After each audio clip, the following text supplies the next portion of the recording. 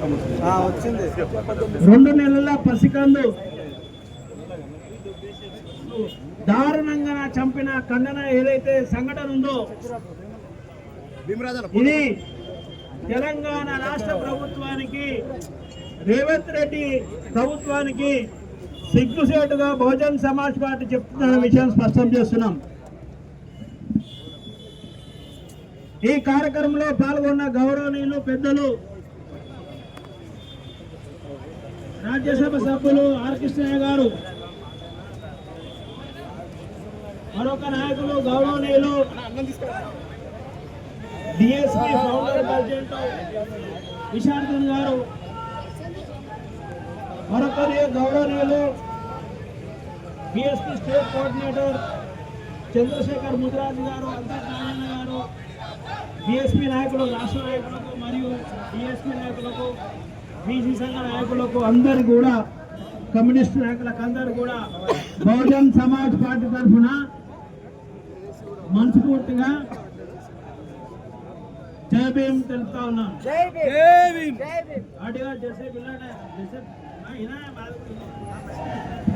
వినండి కొంచెం బాగా, అరే వినండి వినండి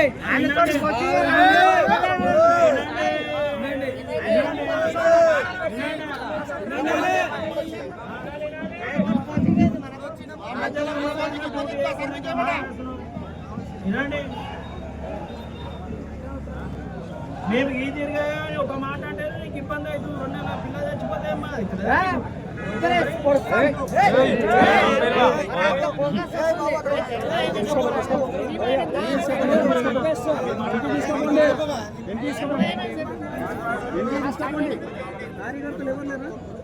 ఎవరి కార్యకర్తలు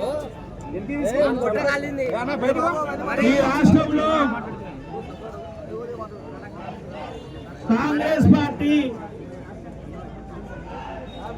ప్రజాపాలన కొనసాగుతుందని చెప్పుకుంటూ ఈరోజు ఒక గుడి దగ్గర అన్న కూర్చోవే చేసే పోయినా నువ్వు కూడా ఓ కూర్చేది అన్నకు ఉండే కూర్చేది మేము గట్టి మాడదాం అనుకుంటాం. సరే ఫోన్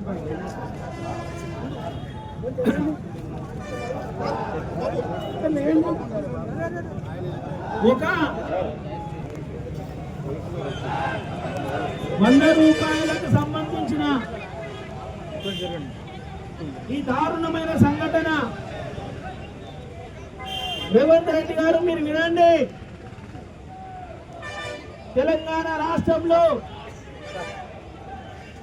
ఒక గుడిని దర్శించుకోనికే అణగారిన వర్గాలకు సంబంధించిన ఒక కుటుంబం 100 రూపాయలు ఇవ్వలేక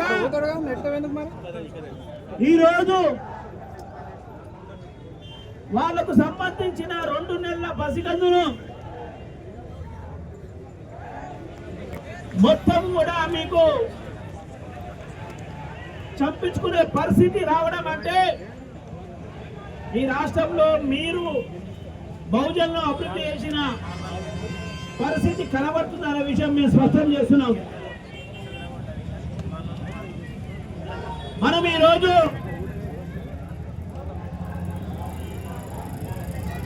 మొత్తం రాష్ట్ర వ్యాప్తంగా ఎస్సీ ఎస్టీ బీసీ మైనార్టీలు అందరూ కూడా ఆలోచించాల్సిన అవసరం ఉందనే విషయాన్ని బహుజన్ సమాజ్ పార్టీ చాలా స్పష్టంగా చెప్తున్నది. గత 6 నెలల నుండి కోదాడలో కల్ల రాజేష్ ఒక మాదిగ యువకుడు 1,00,000 రూపాయల కోసం యువకుడు, ఎంతో భవిష్యత్తున్న యువకుడు, ఆయన ప్రాణాలు తీసిన పరిస్థితి. షాద్ నగర్ లో ఒక ఇంటర్ కాస్ట్ మ్యారేజ్ లో ఒక మాదిగ యువకుని సజీవ దహనం చేసిన పరిస్థితి. ఇంకొక అమ్మాయిని రైతు వేదిక దగ్గర అత్యాచారం చేసి చంపిన పరిస్థితి, మెదక్లో ఒక వివాహితను అత్యాచారం చేసి చంపిన పరిస్థితి, మెదక్లో ఒక పీజీ చేసిన యువకుడిని డబ్బు కట్టకపోతే ఈ కులము వివక్షత వల్ల తరిమేసి గ్రామ బహిష్కరణ చేసిన పరిస్థితి. నేను మరి ఈ రాష్ట్రంలో ఒక గుడికి వెళితే 100 రూపాయలు దర్శనం, 100 రూపాయల దర్శనం టికెట్ కట్టే పరిస్థితి లేకపోవడం వల్ల, ఒకవేళ 100 రూపాయలు కడితే ఇబ్బంది అవుతుందనే ఆర్థిక స్థితి వల్ల ఈరోజు ఒక సాకలి ఒక మాదిగా ఇద్దరు దంపతులు వాళ్ళు ఎన్నో కళలతో కన్నా 2 నెలల పసికందు ఈరోజు వాళ్ళు కోల్పోవాల్సి వస్తుంది. మరి ఇట్లాంటి పరిస్థితుల్లో మనమందరము ఓట్లేసి గెలిపిస్తున్న ఈ పార్టీల నాయకులందరూ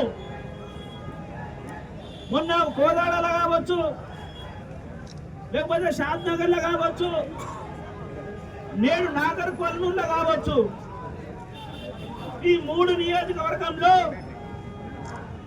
అమానుషంగా మనలు చనిపోతే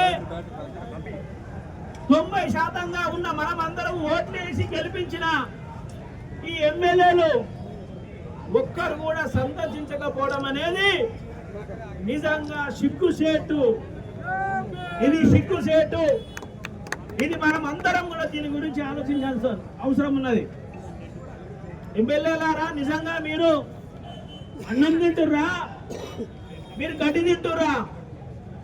నిజంగా మీరు అన్నమే తింటే ఎవరు బాధితులు, ఎవరు నష్టం చేసిన విషయం పక్కన పెట్టి మానవత్వ కోణంలో మీరు ఇప్పటి వరకు వీళ్ళను సందర్శించకపోవడం అంటే మీరు ఎస్సీ ఎస్టీ బీసీ మైనార్టీలు ఏం చేస్తారు అనే మీకు అహంకారం. ఈ అహంకారానికి 2028లో అందరం కలిసి ఖచ్చితంగా మీకు సమాధానం ఉంటుందనే విషయం కూడా మేము స్పష్టం చేస్తున్నాం. మీరు అనుకుంటున్నారు మా దగ్గర డబ్బు ఉంది, మందు ఉంది కాబట్టి మేము ఎలక్షన్లప్పుడు వచ్చి మేనేజ్ చేసామని. కానీ మాకు బాబాసాహెబ్ అంబేద్కర్ సిద్ధాంతం ఉంది. ఈ తెలంగాణలో గ్రామానికి పోతుంది. ఆ బాబాసాహెబ్ అంబేద్కర్ 2028లో మీకు పనిష్మెంట్ ఇస్తాడనే విషయం కూడా మేము స్పష్టం చేస్తున్నాం బహుజన్ సమాజ్ పార్టీ తరఫు నుంచి.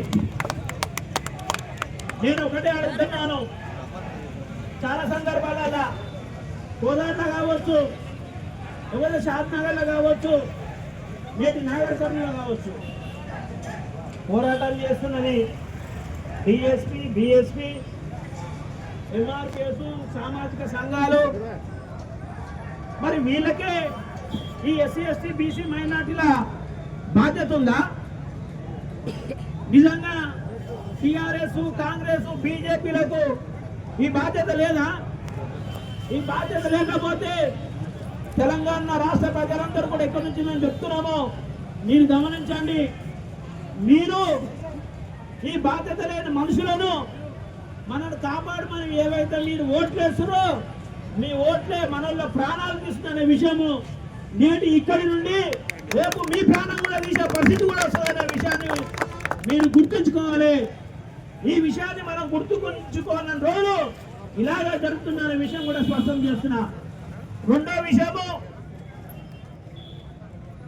కుల వివక్షత చేసి దారుణంగా కొట్టి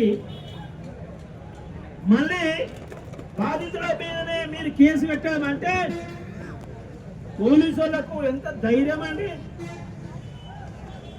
ఎంత ధైర్యం అండి. సిగ్గు సిగ్గు పోలీసు యంత్రాంగం, సిగ్గు సిగ్గు సిగ్గు సిగ్గు పోలీసు యంత్రాంగం. ఇప్పుడు ఈ వేదిక నుండి మేమందరం కూడా బిఎస్పీ కావచ్చు, డిఎస్పీ కావచ్చు, మేము ఒకటే డిమాండ్ చేస్తా ఉన్నాము. ఇమ్మీడియట్ గా వాళ్ళ మీద పెట్టిన కేసు మీరు ఇమ్మీడియట్ గా దాన్ని విత్డ్రా చేపియాలి, దాన్ని కొట్టాలి అనే విషయాన్ని మేము బిఎస్పీ నుంచి డిమాండ్ చేస్తా ఉన్నాము.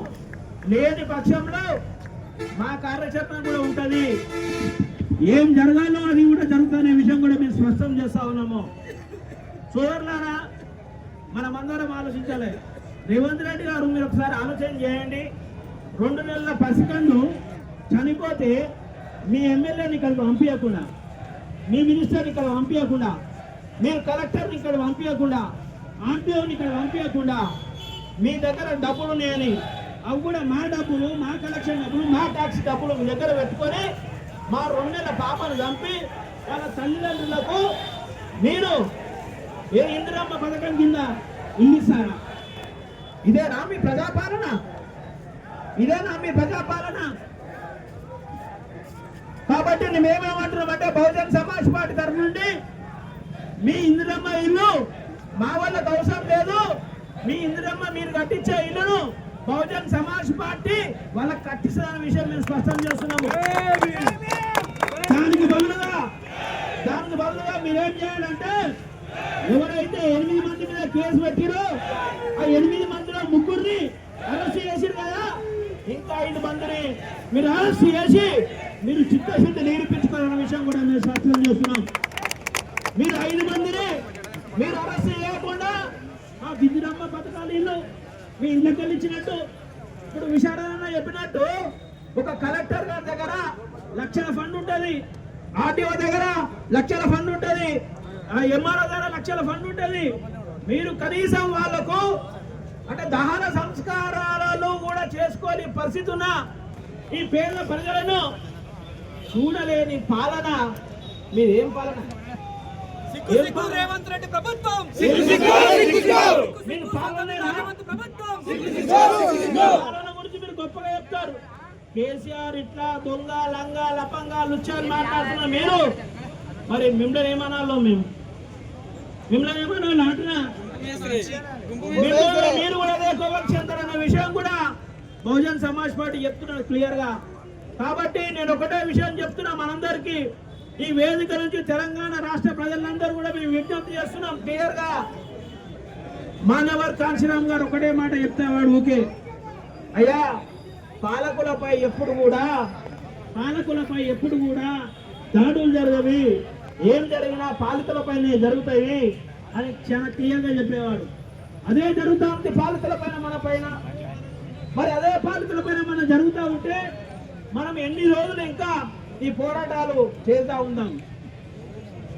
ఆడికెళ్ళి కోదాడ కాడికెళ్ళి మెల్లగా నాగర్ కర్నూలు వచ్చింది, ఇంకెక్కడెక్కడ పోతుంది తిరుకుంటా ఈ రౌండ్ మొత్తం కూడా తెలంగాణ రాష్ట్రం తిరుగుతూనే ఉంటుంది. మనం పోరాటాలు చేస్తూనే ఉండాలి. మన వాళ్ళకే ఓట్లేది, మళ్ళీ వాళ్ళే గెలిపి మళ్ళీ ఇవే పోరాటం చేస్తూనే ఉంటాం. కాబట్టి తెలంగాణ రాష్ట్రంలో ఉన్న ఎస్సీ ఎస్సీ బీసీ మైనార్టీలు మీరు ఆలోచన చేయాలి. ఏ వర్గాలు అయితే దాడి చేస్తున్నాయో ఆ వర్గాలను మనం ఓటుతో దాడి చేయకపోతే వాళ్ళు ఎప్పటికి కూడా మన మీద దాడి చేస్తారనే విషయం కూడా మేము స్పష్టం చేస్తా ఉన్నాము. ఒక విషయం చెప్తా ఉన్నాము, మనమందరం ఆలోచించాలి. మీరు శాంతినగర్ సంఘటన తీసుకొని ఎస్సీల పైన బీసీల దాడి, ఇమ్మీడియట్ గా బీసీ మీద చట్టంలో కేసు పెట్టి రాష్ట్ర జైలుకు పంపారు. ఎస్సీల పైన బీసీల దాడి, బీసీని మనం అందరం పోయినాం మాట్లాడినాం, మేము కూడా పోయినాం అందరూ వచ్చి మాట్లాడినాం. బీసీ మీద కేసు పెట్టిన జైలుకు పంపించారు. ఏదైతే మీరు కళ్ళ చేసి కోదాడకు పోయిన మనం అందరం వెళ్ళినాం.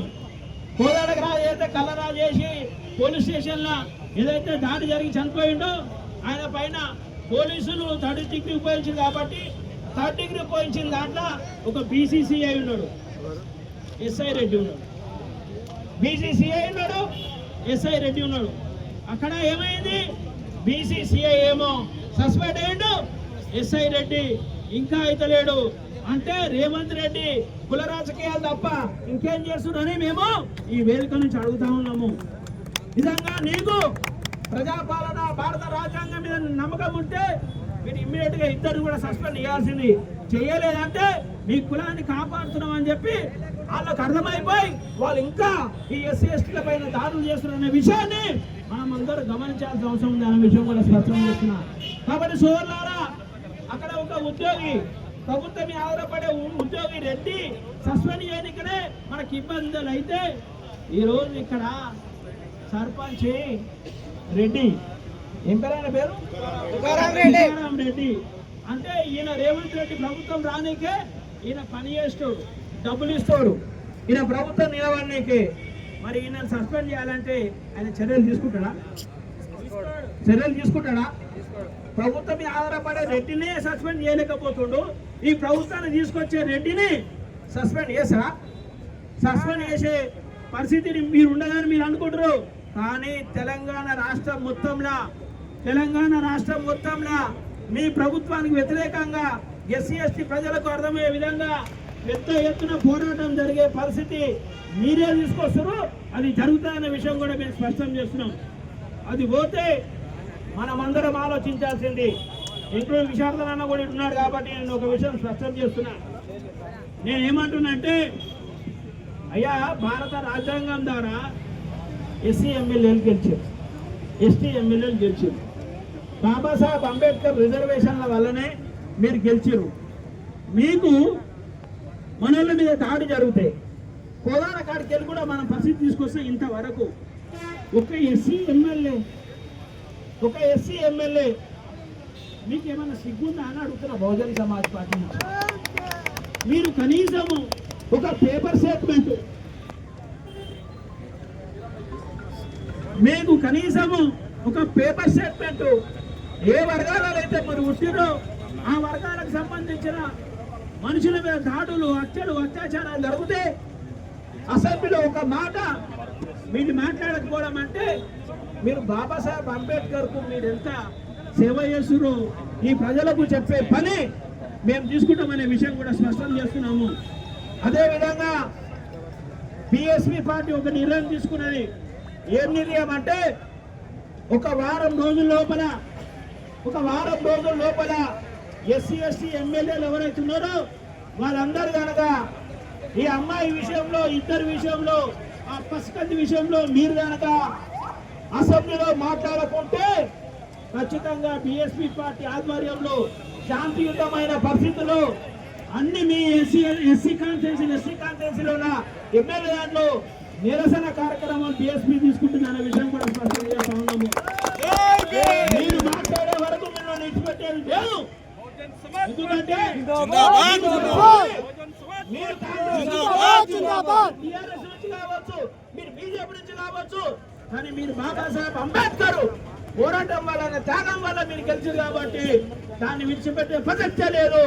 ఒక 1 వీక్ లోపల, వారం లోపల కనుక మీరు కనుక వీళ్ళ విషయంలో న్యాయం చేయకపోతే, ఈ 2 నెలల పసికందు న్యాయం చేయకపోతే ఖచ్చితంగా తెలంగాణ రాష్ట్రంలో అన్ని ఎస్సీ ఎస్టీ ఎమ్మెల్యేలను శాంతియుతంగా వాళ్ళ నియోజకవర్గంలో నిరసన కార్యక్రమాలు రాజ్యాంగబద్ధంగా బహుజన్ సమాజ్ పార్టీ చేస్తున్న విషయాన్ని కూడా ఈ వేదికలు చెప్తున్నామనే విషయం కూడా స్పష్టం చేస్తున్నాం. కాబట్టి సోదరులారా, మనమందరం కూడా ఆలోచన చేయాలి. మనోళ్ళ మీద అత్యాచారాలు జరిగినా, దాడులు జరిగినా, ఏం జరిగినా ఓ ఇందిరా మిల్లు 10 లక్షలు 20 లక్షలు డబ్బులు, ఇదేనా మనకు సొల్యూషన్? ఇదేనా సొల్యూషన్? మనం అందరం ఆలోచన చేయాలి. ఇక్కడ ఉన్న వాళ్ళందరం ఆలోచన చేయాలి. ఈ వేదిక నుంచి ఈ రాష్ట్రంలో వింటున్న మనుషులందరూ ఆలోచన చేయాలి. అంటే మనోళ్ళని, అమ్మాయిలను అత్యాచారం చేసి 2 నెలల పసికందులు తన్ని చంపి గుడికి పోతే 100 రూపాయలు లేకపోతే దాడి చేసి చచ్చిపోతే ఈ సావే దేని కారణమే? ఇదంతా ఈ చిన్న 2 నెలల పసికందు సావడానికి కారణం ఎంత? 100 రూపాయలే కదా. 100 రూపాయలకు ప్రాణం పోయే పరిస్థితి అమ్మది కదా. మీ పాలన 78 సంవత్సరాలలో మీరు పాలించిన పాలన ఎట్లుందంటే, మేము 100 రూపాయలు దేవునికి 100 రూపాయలు ఇచ్చి మొక్కలేని పరిస్థితి ఉన్నది. గుళ్ళు కట్టేది మీరు, దానికి పైసలు పెట్టేది మీరు, ఆ గుళ్ళ మీద ఉన్న భూములన్నీ తినేది మీరు, కోట్లు సంపాదించేది మీరు. మళ్ళీ మేము సంపాదించిన పైసలు కూడా ఆ దేవుని చూడాలంటే మా వాళ్ళు 100 రూపాయలు ఇవ్వాలి. 100 రూపాయలు ఇవ్వకపోతే మమ్మల్ని చంపేశారు. బీజేపీ పార్టీ ఆగమని చెప్తున్నాం మేము. హలో, బీజేపీ పార్టీని ఆగమని చెప్తున్నాం మేము. మా నాయకుడు మాట్లాడుతున్నాము, ఆగమని చెప్తున్నా. దిలీప్ అన్న మాట్లాడతారు మా రాష్ట్ర అధ్యక్షుడు మాట్లాడుతున్నాడు అరే రాష్ట్ర అధ్యక్షుడు అదే అక్కడ